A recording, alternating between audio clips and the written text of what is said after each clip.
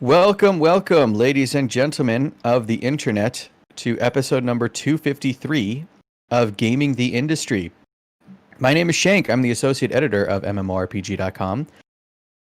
We have some pretty exciting stuff to discuss with you today, but before we move any further, I am joined by managing editor Itashi Mashiteru Masse.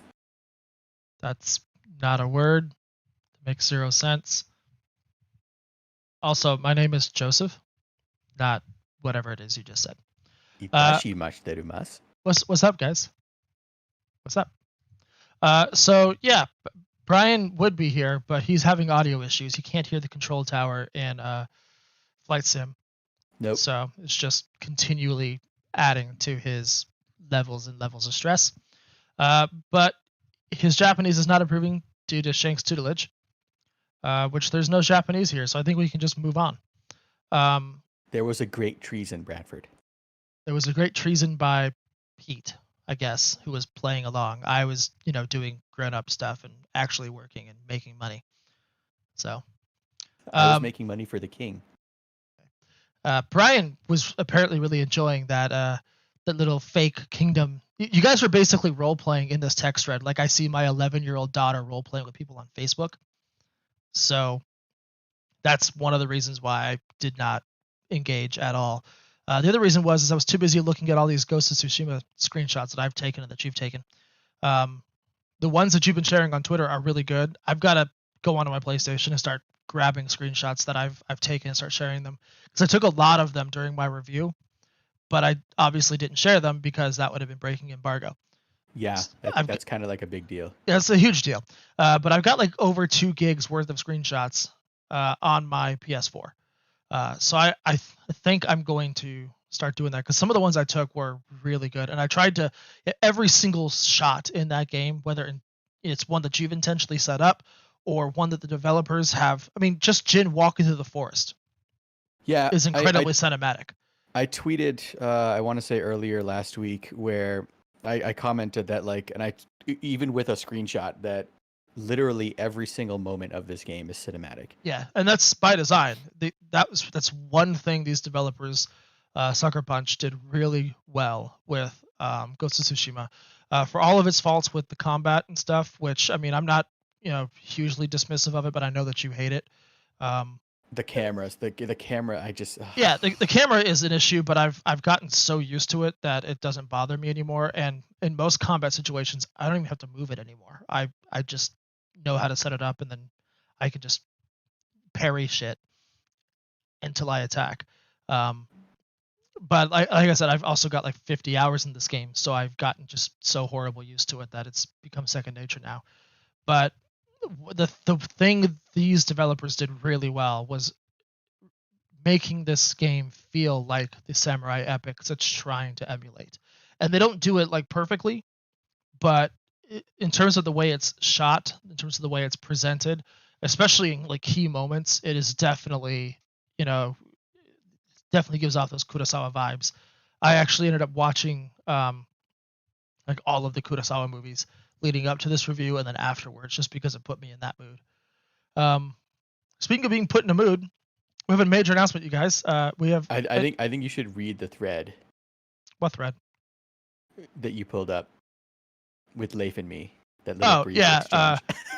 Leif's Leif said, "Reflect on frame rates or draw distance." That's actually, I just realized what he did there. Frame rates. This game should get a PS5 port with 60 FPS update. My uncle would appreciate that. That's what you said. You chose frame rates. See, for me, as the frame rate whore that I am, I would choose frame rates as well. But like, Lotro proves that you can have an old game with really good draw distance and decent frame rates during those draw distances. So why not both?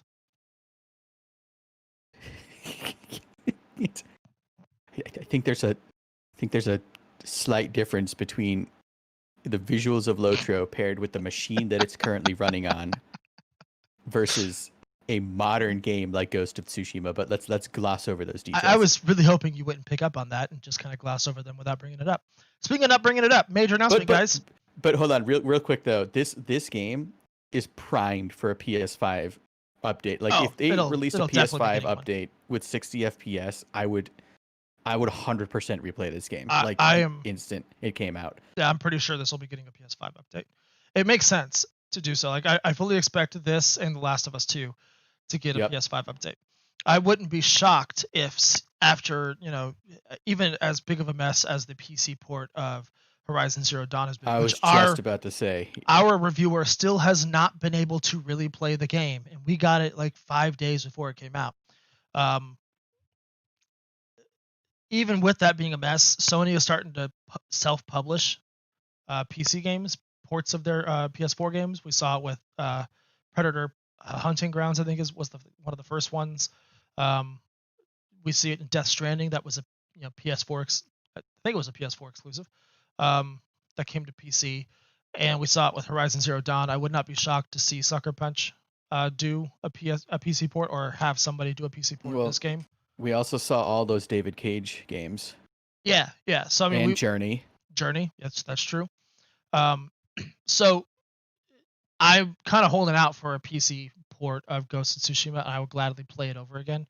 Me too. If it happens. 100%.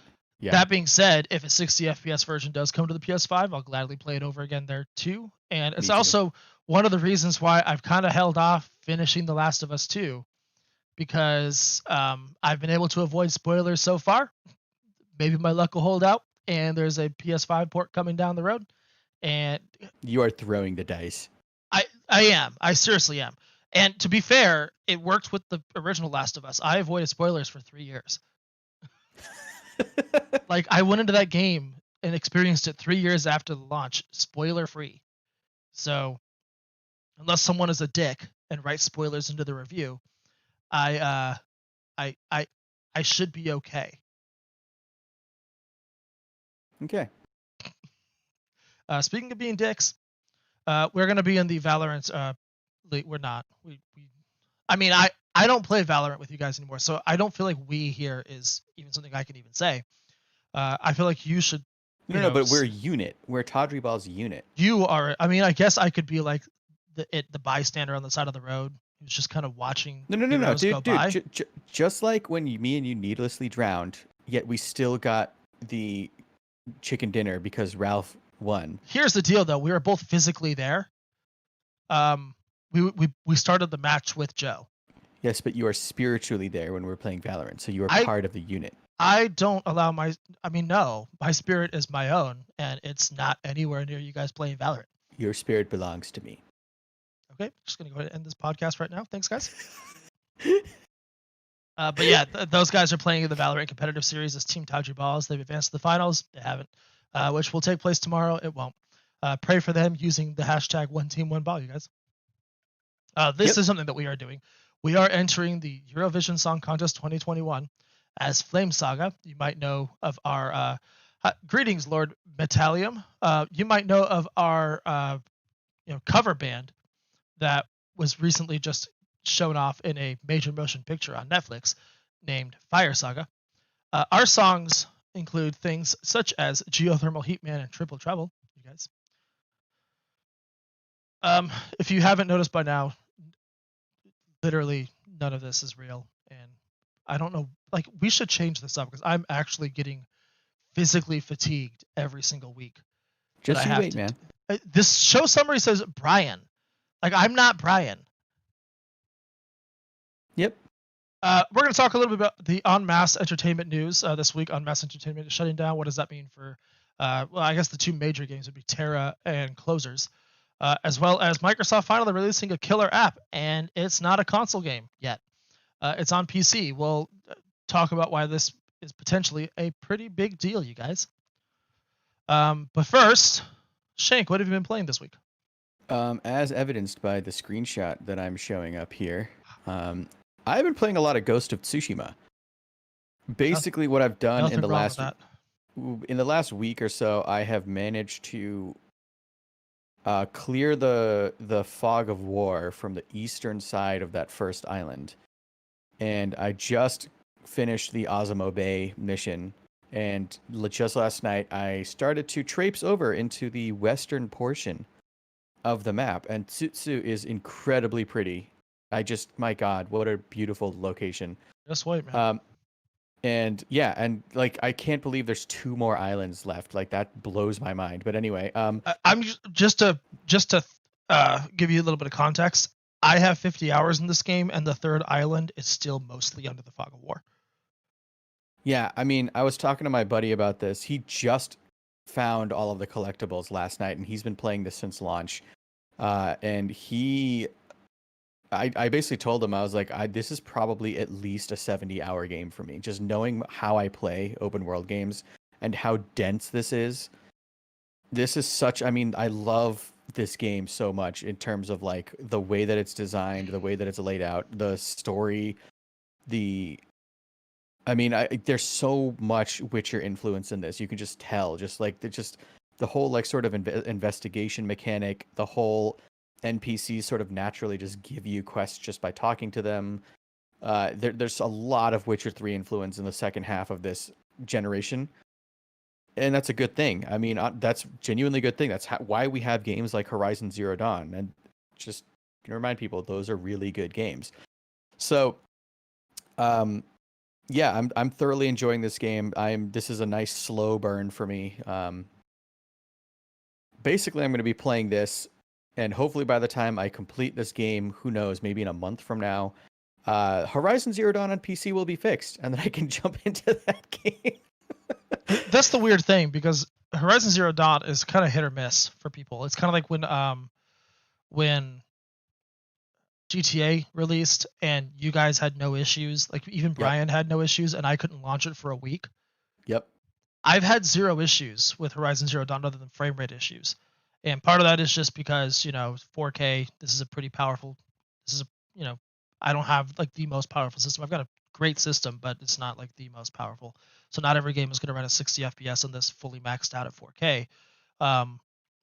But like I said, our reviewer, Robin, has barely been able to put any time into it because she can't get the game to run for more than 5 minutes. So who knows if it'll ever be fixed. Yeah, so I mean, well, Gorilla did issue patch 1.02, which cleared up additional issues. Fortunately, they're listing known issues, and they seem to be tackling those known issues as well. So the they patches seem to didn't be, help at all. yeah, they seem to be patching the game at a pretty steady clip, but that's besides the point because the game shouldn't have launched like this in the first place. So that's that. So apart from Ghost of Tsushima, I've recently dabbled in Flight Simulator, which I found out this evening talking to Bradford that I might have a throttle issue just because of the way some things are mapped, but I'll probably have to figure that out afterwards. But Flight Simulator is my main discussion topic. So I will hold off on my thoughts on this game and why I think it's a pretty damn significant thing to happen, especially for Microsoft. But yeah, I'll hold off my thoughts on that. Bradford, what have you been playing? Well, I've been playing Horizon Zero Dawn because I started playing the PS4 version when it came out, and I just couldn't handle the frame rate. This is a game where like you need precision in the aiming because you literally need to be aiming like down a machine's eye socket in terms of like the watchers, or at specific weak spots on the body of the machines. And I am so bad at console shooters now, and I was never good at them to begin with, but it's gotten worse the less and less I've played them since I started really playing more console games on PC, that I just couldn't deal with it. So I shelved it thinking, okay, I'll come back to this when I'm really bored and I really want to finish this game. And then they announced the PC version, and I was like, okay, I'll just wait until PC comes out. And so this is actually one of those games that's gotten me to hook one of my computers up to my TV and just lounge on my bed with a controller and play it as if it were a console, but it's not. It's my PC. So that means I'm not playing it at 4K because I'm not playing this on my TV downstairs. I'm not playing it on my main PC in my office because I don't want to deal with frame rate issues. Even though G-Sync smooths out a lot of them, I still find myself looking at that frame rate counter more than I'm enjoying the game. So by just removing that from the disable the frame rate counter, it wouldn't matter. It wouldn't matter because I would still be able to tell when the frame rate dropped, even with the G-Sync monitor. it gets to a certain point where even G-Sync isn't helping anymore, and it does do that in this game a lot on my main PC. And just for reference, my main PC is an i5 9600K. It's not the best CPU on the market, but it's definitely not a bad one. And Yeah, I've got this game definitely has frame pacing, like just it's bad frame all over the pacing place. issues. But I've also got a RTX 2080 in here, so it should be able to handle most games relatively well. I don't expect 60 FPS flawless at 4K in every game on this card because that's never been a thing this card can do. But I do expect 50s, high 40s, and that's where the G-Sync monitor would come in here. Um, I'm actually playing this, upscaling it because I'm playing it on a 1080p TV in my bedroom, but I've got the internal resolution upscaled to 1440p on there, and it's flawless on this thing.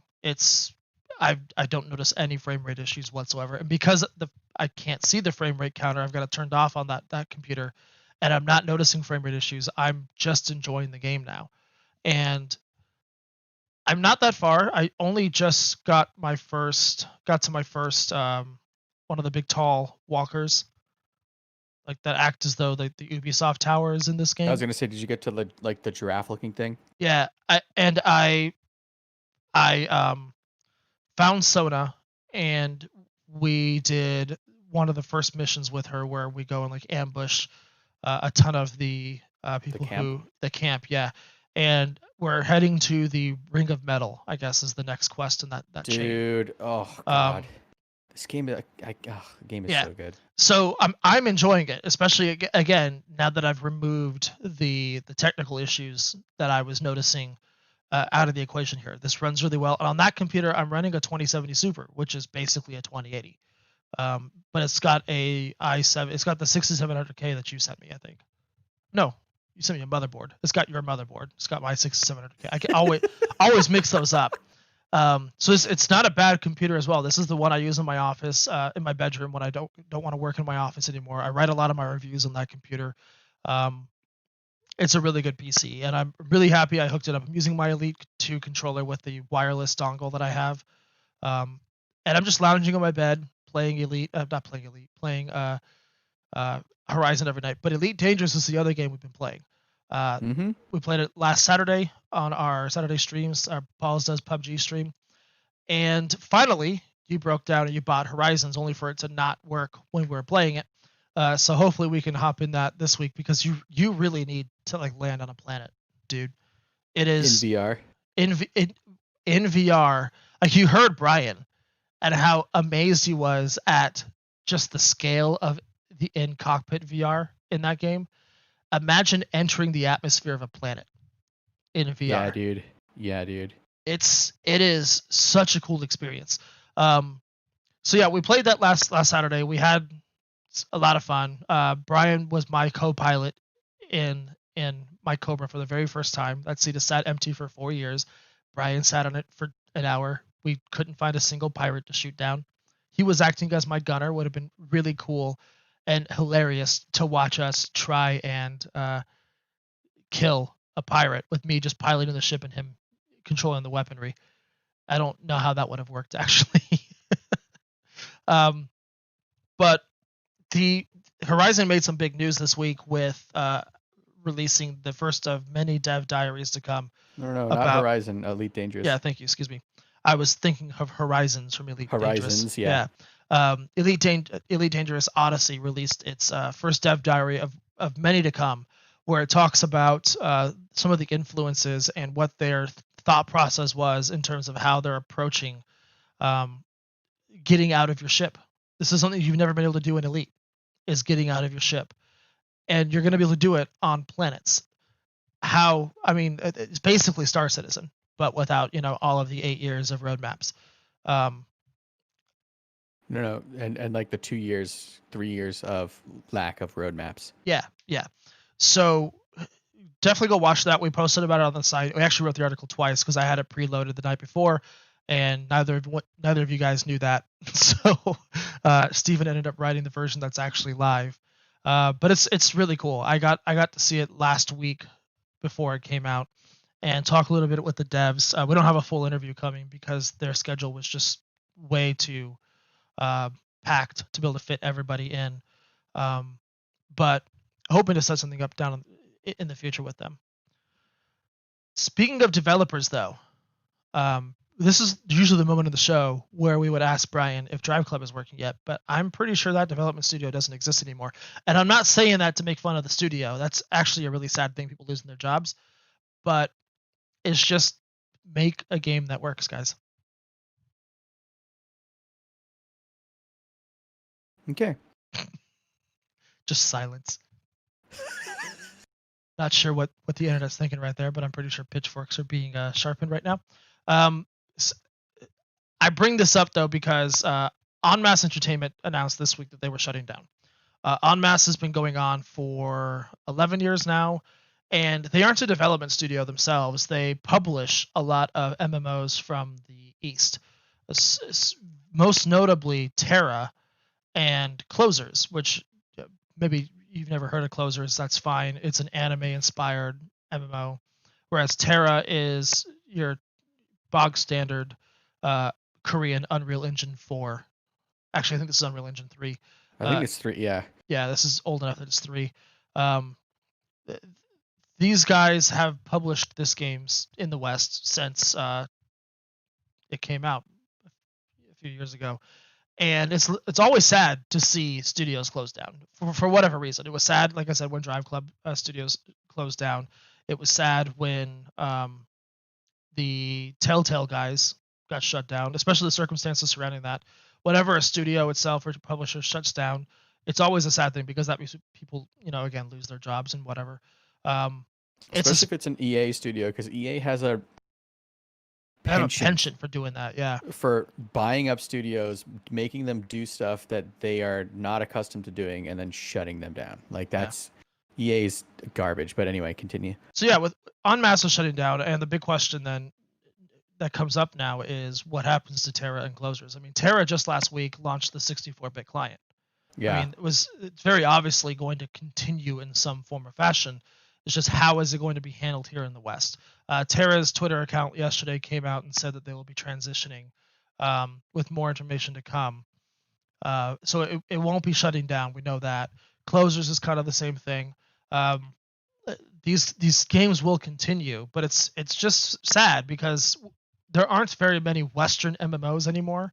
There are very few publishers who really do a good job of bringing Eastern MMOs to the West, and En Masse was one of them. We think about games like Arcade, and I was gonna say Arcade is one of the major issues with Arcade isn't necessarily just the game, but it's also Gamago. Gamago isn't the greatest in terms of communicating what it's trying to do and working with the fans and making sure that the game is running smoothly. En Masse was the opposite. En Masse, they would work with fans. They were really good with their community. And yeah, sure, they may not be developing the game, so they're kind of being dealt the hand that they get and having to work with that, but they were really good at addressing player feedback and making sure the community knew that they were involved and active and listened to. Terra isn't just on PC, it's on consoles as well. I think it just launched on console like last year or the year before. It hasn't been on there very long. And like I said, they just launched the 64-bit version of the PC client last week. So they're bringing, improvements to the Western audience. It'll be very interesting to see because this is owned by the same studio in Korea that does PUBG. It's Bluehole. Crafton is, I think I saw it written as Crafton because that's just what our community does. But Crafton Games is like the developer, I guess, but they're a subsidiary of Bluehole Entertainment, which makes PUBG and a few other games. It'll be very interesting. Right now, though, all we know is they're shutting down in a few months. They're working with their employees to help them get jobs within the industry. This industry is very small. So I've already seen people reaching out, offering jobs for everybody who just lost theirs at En Masse. I know the Intrepid Studios, they replied like specifically to this, and they posted like, hey, we have jobs available. Yeah. Bill Intrepid is Murphy. the last of the Ashes of Creation. For those who don't know, that's Yeah. the studio behind them. Yeah. Bill Murphy, our old editor in chief, and he now runs his own PR company that specializes in MMO PR, has also reached out to people to try to help get them in touch with other studios so that their expertise isn't going to waste. Because it's a lot to make an MMO. It's just as much to publish one and keep it going. So there's a reason why you look at all of these, like the history of MMOs in the last 15 years. There's a reason why people are like, oh, it's dying. It's not just that the genre is legitimately changing in terms of gameplay mechanics and all of these things, but the genre is actually dying a slow death because in the West, it definitely is. For sure, because like you look at the history of like MMOs in the last 15 years, and it's just a graveyard littered with briefly lived MMOs. Like for example, WildStar, that was what, 2014 to 2016, 17, something like that.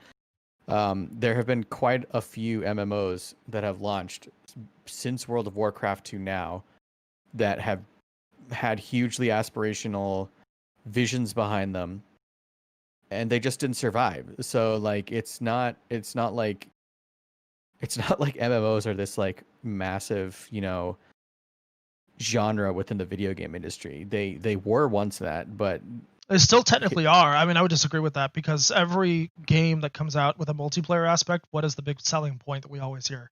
MMO mechanics. So MMO, I mean, there's MMO. Yeah, I mean, I don't disagree that there are. I mean, especially now, and I spoke about this like I don't know months ago, but genres in general in the video game industry have very, very clearly just been completely blending into each other, which personally I think that's a good thing. That's how you get more ideas and inject new content. I mean, I genuinely do believe that's a good thing. But you'll always get purists out there who want that old school experience. And in a way, the MMO genre has had some sort of a revival with these smaller teams. Like for example, well, I guess, I mean, Ashes of Creation is one. There is the Crowfall, I guess. There's another one. But there's oh my God, what's the one? Saga of Leucemia. Mm-hmm. That's another one. I mean, there's all these like smaller independent MMOs that are being developed recently that I don't know if we would have seen that if we didn't have like the sort of dearth 6-7 years ago. Well, it's not so much the dearth. I mean, think about two of the games, or at least one of the games you just listed, is literally a callback to the oldest of old school MMOs. Saga Leucemia is a very, it's being propped up as a very old school MMO, going back to the pen and paper roots. That's what Legends of Aria is kind of meant to be as well. And it sort of, succeeded, sort of didn't. So the issue is neither one of those games are going to be mainstream. They're not going to have the appeal that a game like Terra might, or a game like Alien might have. It's purely from just the graphical aspect of it. It's not going to have the appeal that New World will even have. And New World, whether we want to admit it or not, is going to be an MMO-like game. It may not be a traditional MMO, and I think that's where a lot of people are looking at this, dearth of MMOs in this industry, and just not seeing much. Because when was the last traditional? And I'm not even sure we can call this game a traditional MMO in air quotes to come from a Western studio. Well, it was Elder Scrolls Online. And that is not traditional at all. And if you go back and look at, MMOs of the 2000s, like the old school MMOs, like or ESO even like a World of different. Warcraft. It's very different from a game like even World of Warcraft, which itself was different enough from EverQuest. Yeah, which itself was different enough from Ultima. Yeah. So and then you have games like RuneScape that just keep trucking along. They're just 20 years into this business, and RuneScape is now working with another studio to make a completely new RPG game that they're calling RuneScape? Go ahead. I was going to say RuneScape received an archaeology update, like one of the first major content updates in like years. Yeah. And it received it like just recently. So like RuneScape is totally just trucking along. Yeah, but to go back to this, I mean, there's a reason why, we're not seeing too many of these MMOs prop up in the West anymore, is because they're very hard to make, they're very hard to maintain, And it's a lot easier to make a game like a Fallout 76 or an Atlas, or it's a survival game with MMO-like, mechanics. The massively multiplayer aspect of those games, as massive as you can get on those servers, I guess, because they're not really massive. Then again, you have games like Star Wars: The Old Republic, which wouldn't be considered a massively multiplayer game by some purists as well, doing kind of those similar things. But what makes this more depressing with En Masse shutting down is it's just one of the better publishers moving away from MMO publishing. These guys made their games better in the West, and it's always a shame to see that happen to a good studio. And again, we don't really know what's going to happen with these two games, other than we know that they're going to at least continue in some form or fashion. They're not going to just stop support for Terra and Closers in the West. Not after they just released, like I said, a 64-bit client on PC. Closers got a lot of new content late last year. Terra is still trucking along on consoles. So they're not going to stop support of those games. It's just, what is that support going to look like? Is it going to be something along the lines of like a Gamago? Or are we going to see another publishing house or an in-house team at Krafton step up to the plate and really do as good, or if not a better job than what En Masse was doing? So sad day, sad week in the industry for sure. And again, it's just made all the more poignant when it's an MMO related studio that does this, because like you said, and like this industry has shown, MMOs don't typically last very long unless they've got a really good world behind them, like a World of Warcraft, like Lord of the Rings Online, like the seemingly 15 bajillion D&D MMOs that are out there. Dungeons and Dragons Online. Ballscraft, maybe. Who knows?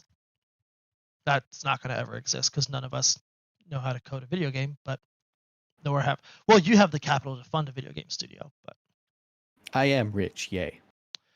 Speaking of being rich, you can play Flight Simulator at higher frame rates than I can. I mean, I guess. I don't even know what I'm getting because I'm running this on on the Windows 10 store version, and I don't have MSI enabled. So. Oh, MSI does work. I know it does. Windows Store, but also does. I just use GeForce Experience and just have that overlay.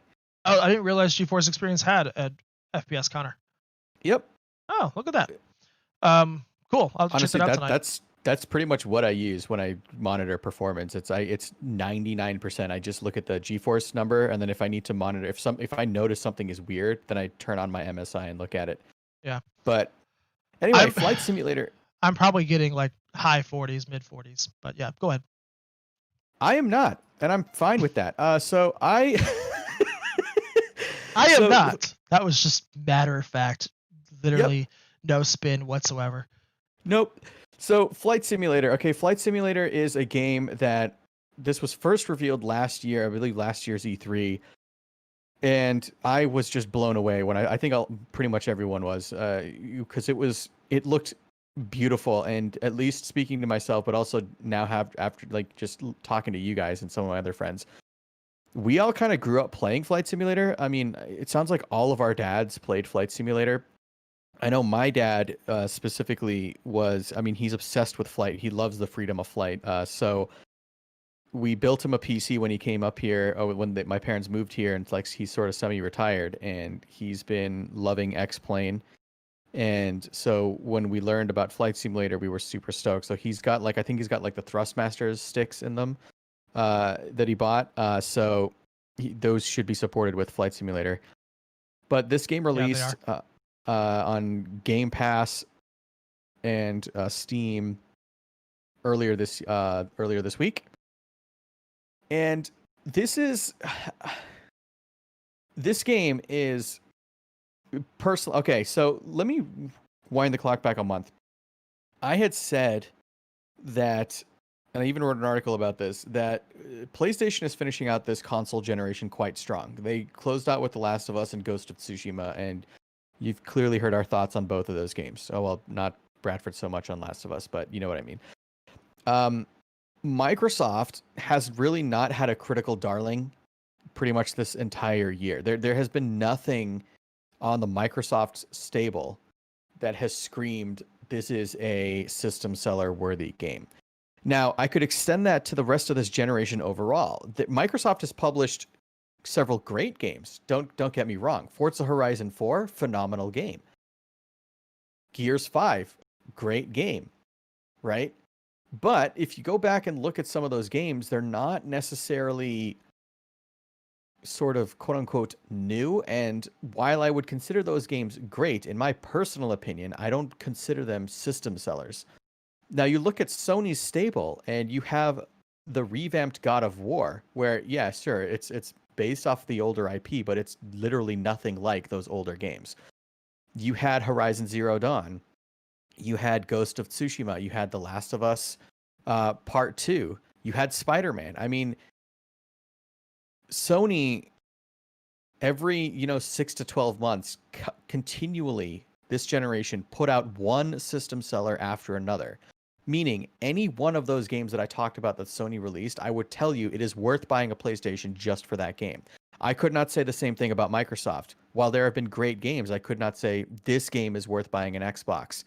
Regardless of the fact that I have a PC, forget that. Was there any one game that I could point to on Xbox and say this is worth buying an Xbox for? And I would, in my opinion, say no. Sony was replete with those games.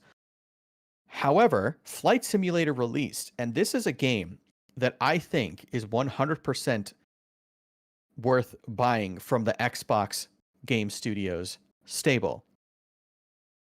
The ironic thing here is that this game is not available for console yet. It will be later this year, but right now it's not.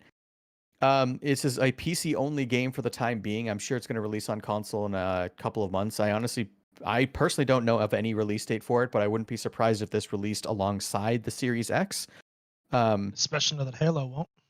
Yeah, especially that, Halo won't. Microsoft needs something. In my opinion, this game is the system seller, but this game is not a system seller for Microsoft's console. If nothing else, this game, Flight Simulator, makes the case to build a PC. And the reason I say that is that this game, and I tweeted out a screenshot of this, and I took this literally right before I started the show. This is a truly next generation game. Personally, and I have no problem saying that. I have zero problem saying this right now. This is the best looking game I've ever seen. Period. This game is a true next generation game. It showcases truly what is possible when you target the PC as the target hardware. And make no mistake, that was the target hardware. Generally in game development, when you're making a cross-platform game, and when I mean cross-platform, I'm not talking about gameplay. I'm literally talking, or I should say multi-platform. When you're making a multi-platform game, take any of the Assassin's Creed, for example,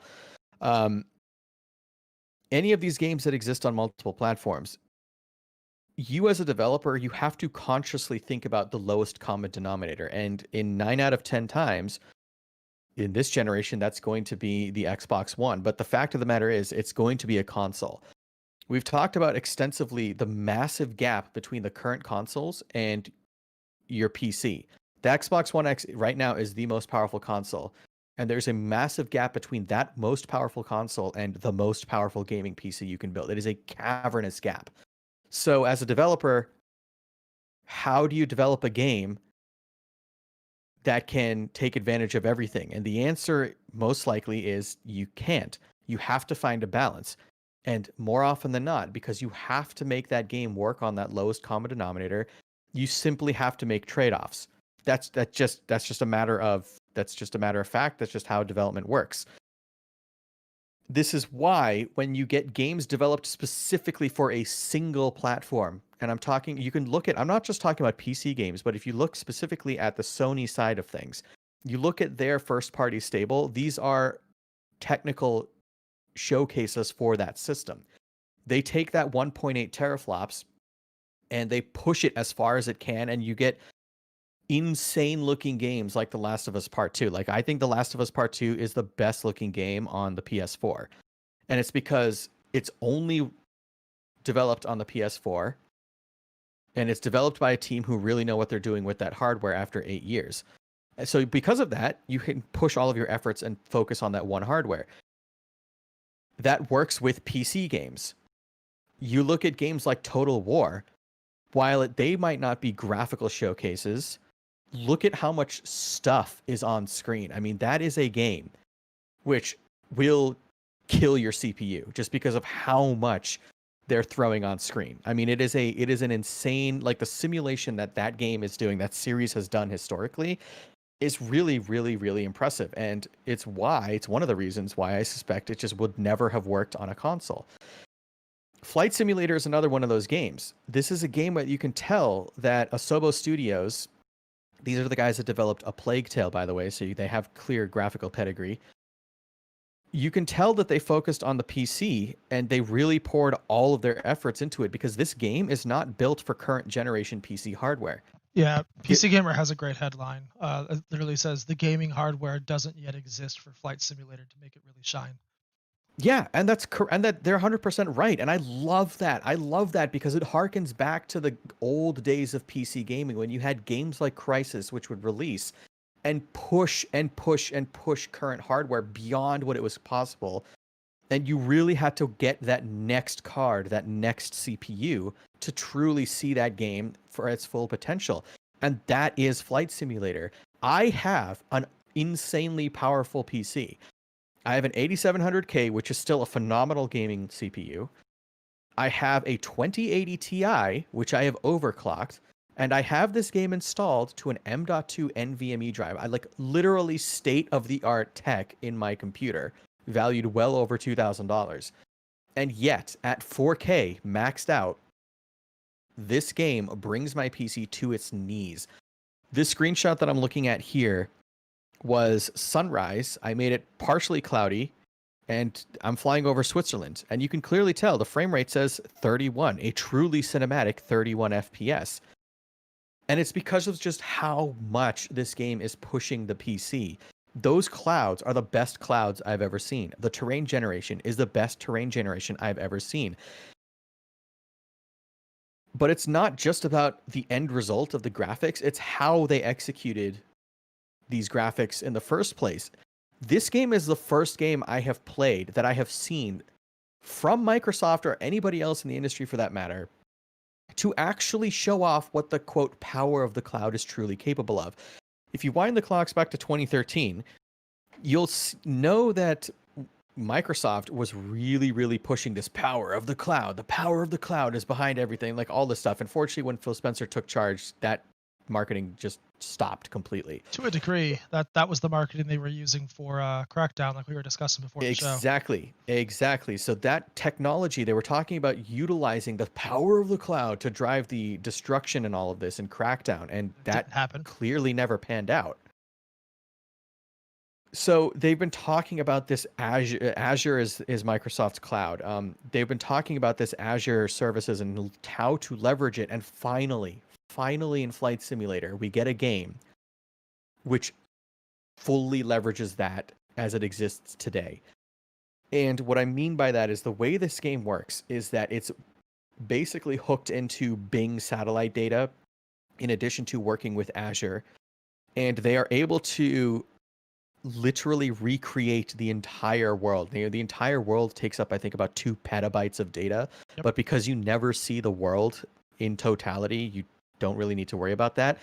But the reason why you need an internet connection for this game is because you can literally fly anywhere in the world, period, like full stop. There's no asterisk, there's no but ifs, there's none of that. You can literally fly anywhere in the world in this game.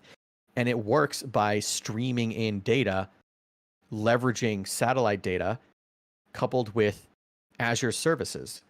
This is also why, if you have a data cap, you can put a limit on how much you can stream, which is, I think, frankly, kind of smart.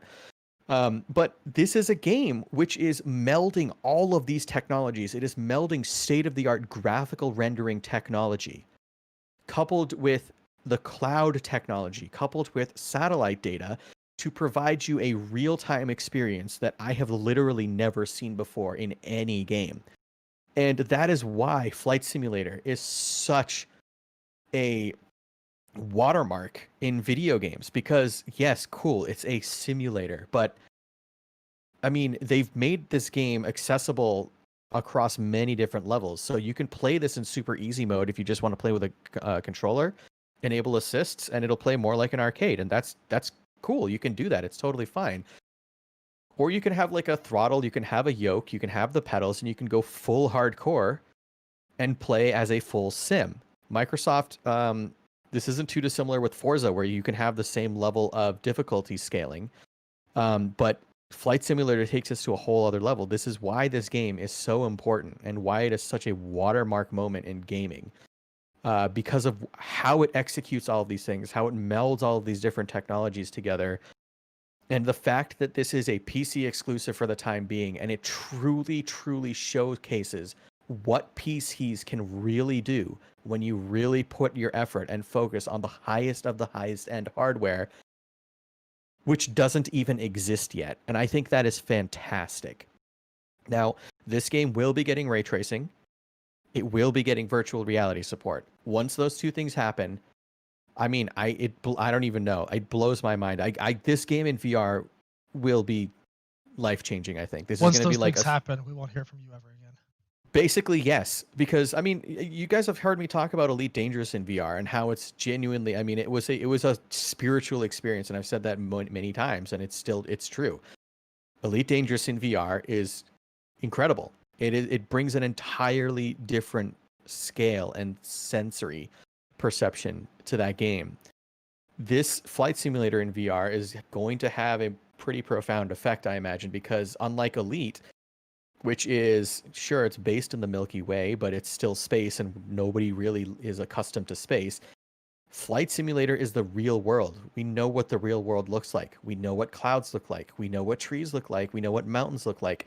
And to see that rendered in such a photorealistic way, but giving you that sense of real presence in VR, that is going to be incredible. And I cannot wait for virtual reality. So that is me singing the praises of Flight Simulator.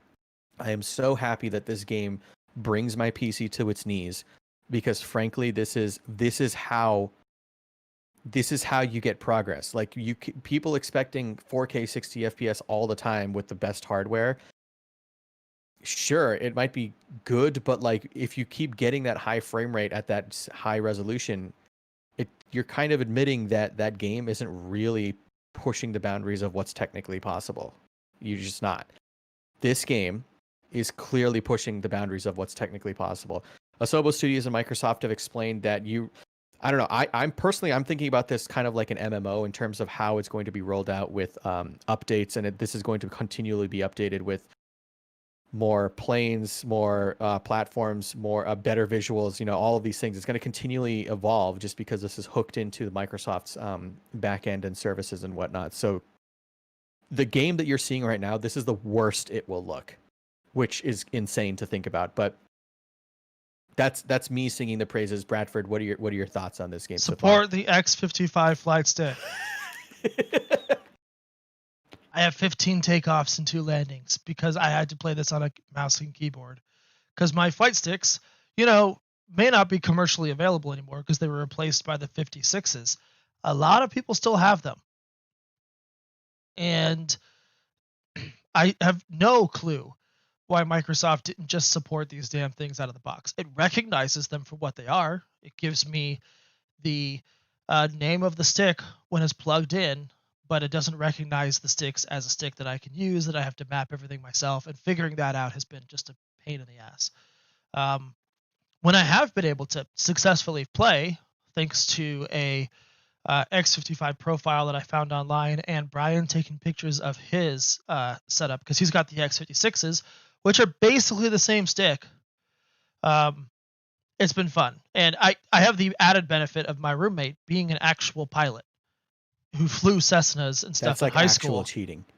And so, like, earlier I was asking him about some of the instrument panels and stuff like that inside the Cessna, because I didn't do the tutorial mission where it explained all that. I just figured I would cheat and have my roommate explain it to me. But he actually helped me fly from Sedona to Flagstaff without any, aids or whatever. It's also when I learned the whole, radio back and forth between the tower. Learned about taxiing. I've literally just ignored the tower. I actually earned an achievement because I didn't ignore the tower. I requested clearance to land, and I got an achievement. It was pretty cool. Yeah, because I yesterday I took off from Austin Airport where I live. I flew to my house and I turned around and I landed back in Austin Airport, and the dude in the tower was yelling at me, and now I know why, because I didn't request permission. You're supposed to let them know that you're in their airspace. You're supposed to acknowledge that you're entering the landing pattern. You're supposed to acknowledge that you're clear to land, because then he's going to give you the heading, he's going to give you the wind speed, the wind direction, and stuff like that. And then when you land, you have to change the frequency to the ground frequency so you can then taxi properly into the right spot. Now, you can actually have the AI in this game do all of that for you. But I wanted to do it myself. What you're saying is Tawdry Airlines is off to a rocky start. Tawdry Airlines is off to the start we all expected, yes. It is, because like I said, I wasn't able to get this to work on my side text originally. I mapped it 1-for-1 with what Brian sent me, and that still didn't work. The prop planes I was flying, it was cutting out the power with just a movement of my throttle. It was acting as though it was a digital input instead of a regular input. And so I was help me with that. Yeah, I was doing more loops into Cessna than I thought were possible. And I was just trying to fly from Boulder City to Nellis Air Force Base. It's a 4-minute flight. Like, it's not that long. Though today, I finally got it all to work, as well as I'm going to be able to, until I either decide whether or not this is a game I'm going to keep playing, and then I'm just going to go out and buy a yoke and a throttle quadrant for this game. But yeah, I've had fun with it. I am not like you. I'm not playing this game for the future. I'm playing it right now, so I would like it to perform well right now. But, it is what it is. It'll perform well in the future for me. It's just, I don't mind games pushing the boundaries, and games definitely should. But I would also like it to be optimized for me to play today when it comes out. Well, that's the thing. Like, I think there's a huge misconception when people say the word optimize. They generally they mean I want 60 FPS in this, but a game can be optimized and you can still not get 60 FPS just because of what it's doing. There was the issue with Red Dead, and once you adjusted the settings in Red Dead to the Xbox One X, you could achieve 4K 60 FPS with a 2080 Ti and a pretty beefy PC. You could get this 4K 60 FPS. But once you pushed it beyond the consoles, once you pushed it maxed out, yeah, you're going to take a frame rate hit. This game, I suspect, is quite scalable in that regard. So if you knock it down even to like I'm playing it on medium, dude, and I'm not getting 60 FPS. I'm playing it at 1440p. I'm wondering if you have a couple of sliders potentially maxed out, because the clouds and the terrain are super expensive. I'm using the presets except for clouds and terrain because I figured they would be. So clouds and terrain are 1 knock below the medium setting. Basically, I looked at Alex Battaglia's video and did that. Wait, there's a Flight Sim Digital Foundry video? Yeah, it was like a week and a half ago, dude. The game wasn't out though. Like, it wasn't even out for like reviews. The previews came out last week. Oh. Yeah. Well, all right. So I knew going into this that it wasn't going to give me 4K 60. And that's fine. Like I said with the Horizon, I don't expect 4K 60 on my hardware in every single game. But I would like it to be scalable enough to where I can get 60 FPS and still look decent. And not getting that. Not getting that at all. I'm actually installing this on my laptop tonight just to see what I can do on that little dinky thing. So it'll be interesting. See, we're gonna play this more. The question. Go ahead. Yeah. This begs the question. Like I mentioned at the top of this section, this game is going to be releasing on Xbox. My frank opinion: skip the Xbox One. Just release this for the Xbox Series X. We know. I mean, Bradford's PC. He went through his specs. Bradford's PC is basically an Xbox Series X. There's no 1-to-1 here, but it's pretty much the Xbox Series X in terms of power envelope. Mm-hmm. So this game, Yeah, it requires horsepower. I think this game should be just on the Series X and really has like as a showcase of like this is what a next gen console can look like, guys. Yeah, I don't think Um, they've ever even hinted that it would come to Xbox One. I think it's always been hinted that it'll be Xbox Series X. I think I've seen Xbox. Let's see, platform Windows 10. Let me double check real quick, but I'm pretty sure it's X. They've just said Xbox One. Let me double. hey, I've I've never seen that. I've only ever seen talk about it on the Series X. Um, the other like crazy thing Okay. with this game is it is multiplayer as well. Yeah, we had the question in the chat: is Flight Sim an MMORPG? It is massive, obviously. It is multiplayer. Um, I guess the RPG elements could be your own piloting skills leveling up. This is literally RPing as a pilot. Yeah, so I mean, I guess in the strictest definition, no, it's not an MMORPG. Is it an MMO? Yeah, people you can play with other people online. You can actually have live air traffic being represented in your game. People are taking advantage of this to like I've seen some people even like using this as cyberbullying now too, where they're flying to their friend's house and crashing their planes into their friend's house and taking screenshots of it. Uh, Players are flocking to Epstein's Island in this Dude, game, that's insane. and just landing on the island. So it's multiplayer as well, so you can fly with your friends. So actually, I think after this show and we get everything situated, I think Shank and I are gonna hop in and maybe see if we can do that. But it's got a lot of potential to be really great. And Flight Sim has always been great. Like Flight Sim is one of the longest running franchises in video game history since like the early 80s. So I wouldn't be surprised to see this get better with time. Like you were Quick saying. Windows 10 update. Da, da, da, da. Apparently Xbox One is listed as a platform, but everything I'm reading is like not it's non-committal to the Xbox One. Yeah. This is likely one of those games that was announced before the Xbox Series X was officially announced, you know? Oh, it was. This game was announced in E3 last year, and the Series X wasn't announced till Game Awards. Yeah. So we'll definitely see. We'll definitely see. I mean, even if they have to like dumb down the graphics for the Xbox One itself, it wouldn't be anything new. It wouldn't be anything I don't know how new. they would. I don't know how they would do that though. Like I have no idea how they would do that. I have no clue. Literal technical wizardry. They might have to employ like a shaman or something. Oh, they'd probably have to get who are the dudes that did the Witcher port for the Switch and Doom port for the. They'll have to get those guys. Yeah. The Witcher port for the Switch is actually kind of legit. So, like I played that on my plane to wizardry, New Zealand. Dude. Yeah, not wizardry from our chat. Hell no. I actually saw a quote from him earlier today on one of our articles, basically saying, "I think this is over my head," and it made me kind of shake mine because I think every single article is over his head. But yeah. If you frequent our website, you know who I'm talking about. Do you have anything else you want to add to this? Because I kind of want to just go play Flight Sim now. No, I kind of want to go play Flight Sim. It's just looking at this screenshot. I actually made it my wallpaper because it looks so freaking good. My wallpaper is a picture my daughter chose. It's an anime girl walking through Tokyo. Okay. Because my computer and her computer are linked to the same Microsoft account. So whenever she changes the wallpaper, it changes it on all of them. Wow. Yeah. It's by design, so I can have parental controls and stuff set up for hers. Plus, I use it for benchmarking because it's the Ryzen CPU. But yeah, just every once in a while, I'll have a new desktop picture that I didn't choose.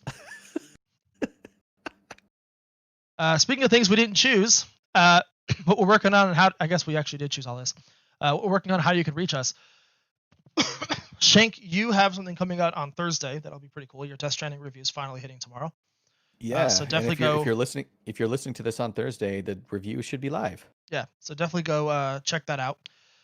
We'll have our impressions of the Crowfall beta tomorrow. Red Thomas for his Red Reads column will have them. And honestly, I forgot that was coming out the same day as your review. I was trying to not have your review come out on the same day as a large MMO story we have hitting, and the Crowfall beta is definitely one of those. So it'll be interesting to see how the traffic is on both of those articles tomorrow now. We also have an interview with the V4 developers. V4 is a new cross-play MMO with PC and mobile. Our interview is hitting tomorrow. Our review of that game will be hitting Friday. Personally, I'm not really working on anything because I'm trying to get to the point where I'm just managing the site instead of like also writing for the site every single day. Oh, I do have a hardware review coming out next week. Are you allowed to say what it is? I don't know, so I'm not going Okay, to say. so look out for an hardware review next week from Shank the Tank. I have actually an article in mind that I was working on, and then I saw the topic pop up on our forums today. So who the heck knows now? Because I hate writing articles after long-winded threads on our forum because it makes it seem as though I only got the idea from the forum. And I kind of mentioned it in that forum thread today. I was like, you guys literally are talking about a topic I've been writing for next week already. And one of them's like, just use this as research then. I would. So Why not? yeah, I mean, I'm still probably going to write it because we don't have a whole lot coming out next week currently right now. We should have another installment of our Star Wars: The Old Republic column next week. Our columnist was sick this week. I think if everything goes well, our Eve Echoes full review will be up next week. That's the mobile version of Eve Online. That's Ed. That's Ed, yeah. And if we're really lucky, we'll also see our 2020 re-review of Star Wars: The Old Republic hit next week. We're basically reviewing it from the perspective of a new player coming into Star Wars: The Old Republic in 2020, basically trying to serve the readers who are new players trying to find an MMO to play in 2020. A review from 2012 isn't going to help them anymore because the games that we specifically play, this is actually one reason why our largest competitors out there massively don't do game reviews. It's because MMOs are such shifting games in terms of what they're doing, what their scope is, the mechanics they have, that a full game review isn't going to be relevant 4 years from now. Yeah, this is why for things like Elder Scrolls Online and like World of Warcraft, games that have major, predictable expansions, we review that expansion kind of as a standalone piece to some extent, Yeah, because when you think about those games, they're bringing so much new to the table that it's practically a new game at that point, especially for anybody who comes in. Like Elder Scrolls Online saw a massive influx of people, which they were partially expecting, but then the pandemic hit and it made it even harder to it made it worse. Yeah, it made it even harder because you had more people at home playing games now, and you had developers launching an MMO from their houses. Still shouldn't have launched the way it was, but there is some sympathy to be had there. But I mean, they had a larger influx of players coming in because of the nostalgia factor from the fact that it's an expansion in Skyrim, even though Skyrim has been in the game since day one. So when we review those large expansions when they hit, we don't review every single MMO expansion like that though. Like I don't think we do full reviews for the Guild Wars 2 updates, but it might be worth doing a full re-review of Guild Wars 2 because there may be people coming in 8 years after it launched trying to play the game and want an accurate, up-to-date, review of how that game is in 2020. Same thing like what we're doing with Star Wars: Old Republic. So I found my yesterday. I found my Guild Wars 1 CD. Wow. And it was like still in its packaging because I have the old packaging. Mm-hmm. I forgot that I had that game, but I found it yesterday. I was like, this is insane. This is like a view from another time. I've got 3 physical copies of Lord of the Rings Online. Rich. I've got the original copy I bought in 2007. I've got a collector's edition copy that my brother got me in the same year.